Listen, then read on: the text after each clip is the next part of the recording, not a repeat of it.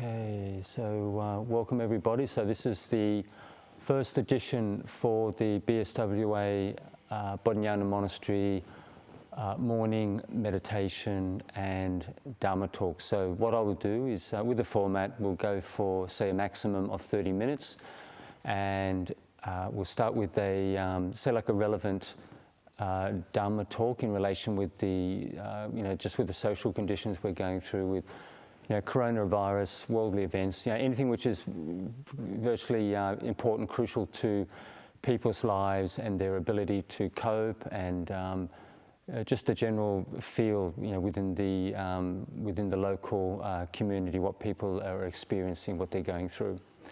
So, as you all aware, that there's quite a lot of say economic pressure and social restrictions on people with the coronavirus, which is active at the moment, and naturally people, they're feeling a degree of, say, pressure, and life is getting quite difficult, quite demanding in many different areas. So people's stress levels are going to increase, and there's going to be more pressure on their say, coping mechanisms, supporting family and friends. And with the say the human experience, so for example, within the Buddhist within the Buddhist understanding, that the human experience is a mix of both, say, happiness and suffering. So the vast majority of us are, we tend to orientate towards joy, towards happiness, towards positive experiences, but you can't have that without the downside of the human condition. But as Buddhist practitioners, it's far more beneficial to focus on the positive, to focus on that which is beneficial, rewarding, which is good for oneself and good for the general community. So when we look at the, naturally the COVID-19 situation is very serious, both on a national and an international level. And but the thing is, when we look at our overall experience, that even though the overall conditions within society with the corona pandemic, are really quite serious in many different areas, that we do have a lot of good things that we can actually reflect on, because as the vast majority of you know, that the monk's life orientates towards simplicity, one say like a small breakfast cup, one main meal a day, a small kuti in the forest, basic medicines to maintain health, and clothing and robes, basic robes to cover the body. So you have the four main requisites for the monk's life to live the Buddhist religious life as a monastic. And so when you look at people in general society, naturally the vast majority of you have a lot more than that.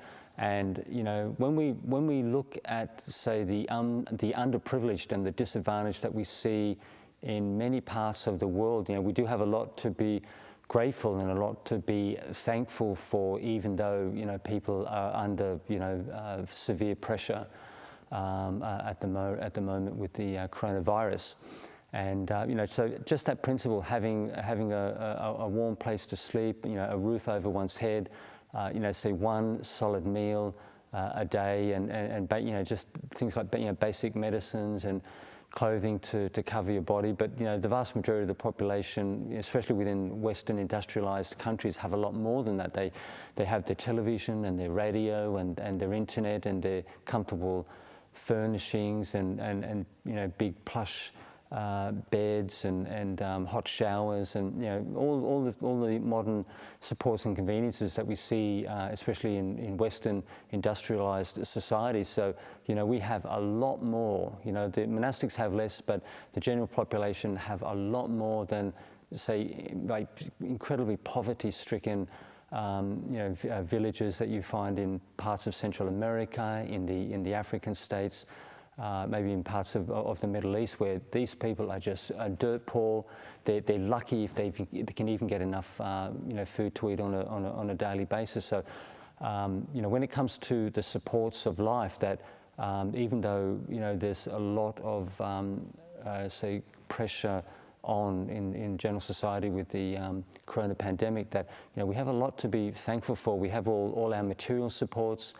The vast majority of the population are in good health. Many of us have quite decent family and friends. We're not starving, hungry. We're not living on the streets. Our general health is satisfactory, and we do have a lot to be thankful for. Especially in modern, say, westernized countries, because one thing that we do see, especially in Western society, we may be overly spoilt, overly privileged, and as when I did a previous trip with Palani to India, you've got whole families sleeping out on cardboard in railway stations, and barely able to feed their bellies on a daily basis, and we just have so much more than these poor villagers. And so within the Buddha's perspective, with the both with the mind and body development, that we really have to focus on that which is good and that which is wholesome, and the beneficial things that we have in our lives, because it's a bit, I wouldn't say like contrary, it's actually a disadvantage to focus on that which is really bad, which is really negative, sort of like gloom and doom. You don't want a situation where you basically you focus on the negative, and you actually say weaken the natural energy in the mind. Because my perspective is, if you're quite, if you're grateful, if you're quite positive, you rejoice in what you actually have in life, that will give, it will keep the mind strong, positive, energetic, and it will help protect you to a degree. Because the Buddha said that the mind in itself is the forerunner of all states. But naturally the COVID-19 virus is that which essentially attacks the physical body. But if the mind is very strong and one's karma is quite wholesome, you can, there are energies and forces that we can't actually see with the human eye, which can give us a degree of protection. This is something that you see in the Buddhist sutras, where if one is a generous person, one has a degree of kindness, compassion, keeps the 5 precepts to the best of one's ability, is able to develop one's meditation, or even do chanting on a daily basis to increase the power and the focus of the mind. That this kind of mind and body development has almost like you could call it like a force field kind of effect. It's not necessarily something that the average person can see with the human eye, but I've seen this multiple times with practitioners, with enlightened teachers in Thailand, that Dhamma has a protective element to it, and it's not it's something that we should feel a degree of confidence in, and it's something I've seen put to the test many times. And so in essence, we've got a lot of good things that we can reflect on, that we can be grateful for. That just to have good health and the basics of life is something which is really something to be reflected on.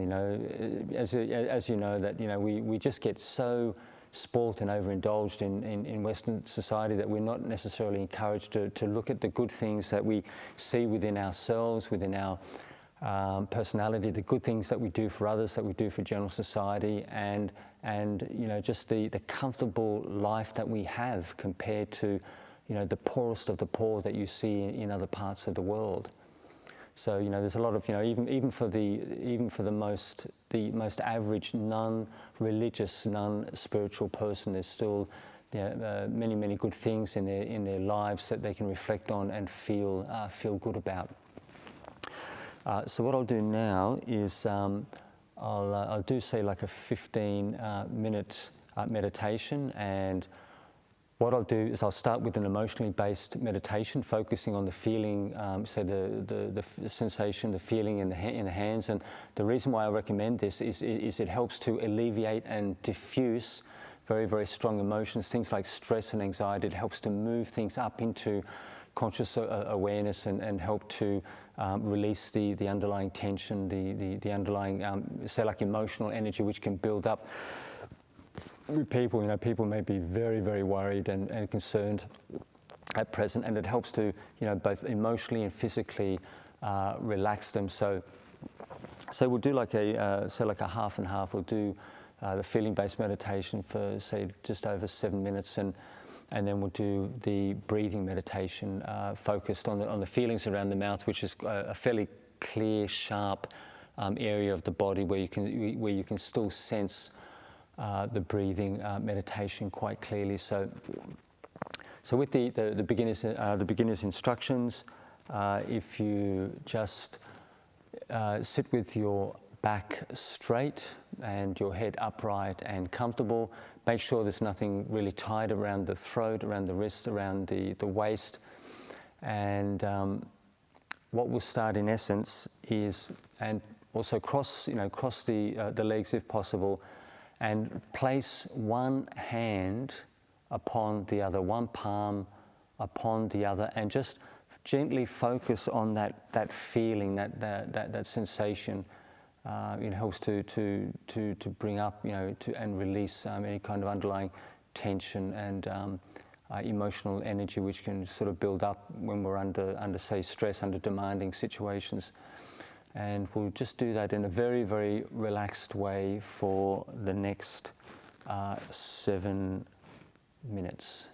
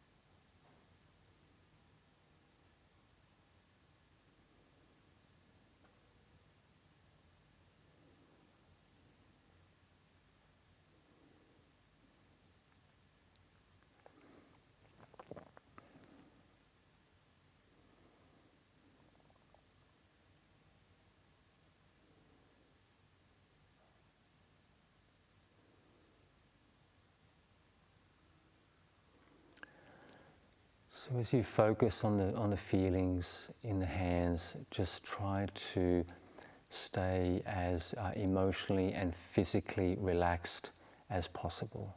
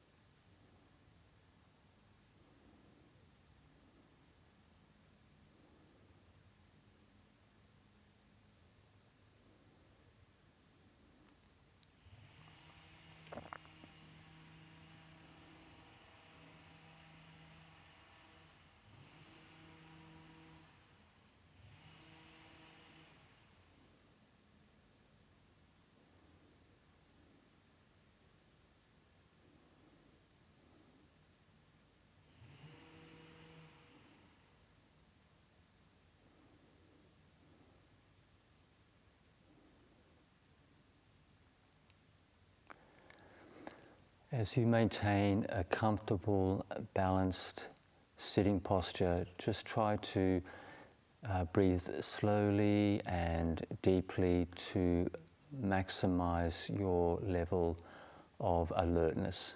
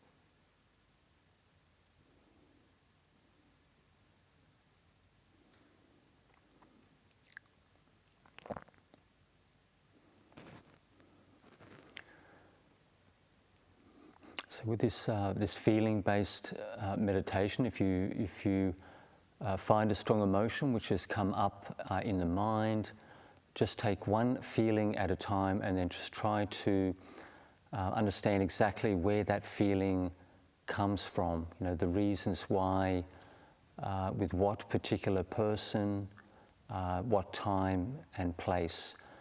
Because the more you understand the feelings that you go through, the easier it is for the mind to relax and let go of these strong emotions, which may not be necessarily, say, conducive or good for you.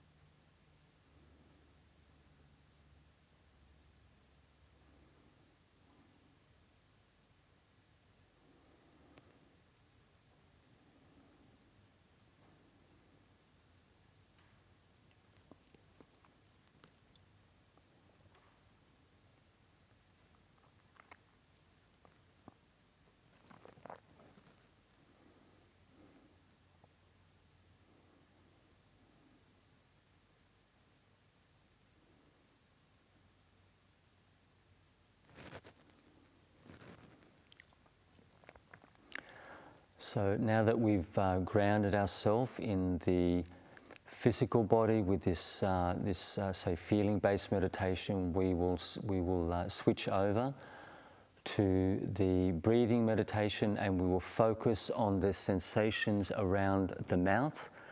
And the reason I do this is it's a fairly clear, sharp area with a strong sensation. It's something you can follow very, very easily, even with people who don't have sharp attention or mindfulness. It's something that you can focus on without difficulty, and as you focus on that sensation, that feeling around the mouth section, you can feel the breathing, the cycle of breathing on the periphery, which makes it much easier for you to track as the breathing cycle moves in and out of the body. So just maintain your posture, a relaxed posture and attitude, and now focus on that area of the body, and be aware of the sensation of breathing on the periphery of that area of focus for the rest of the session.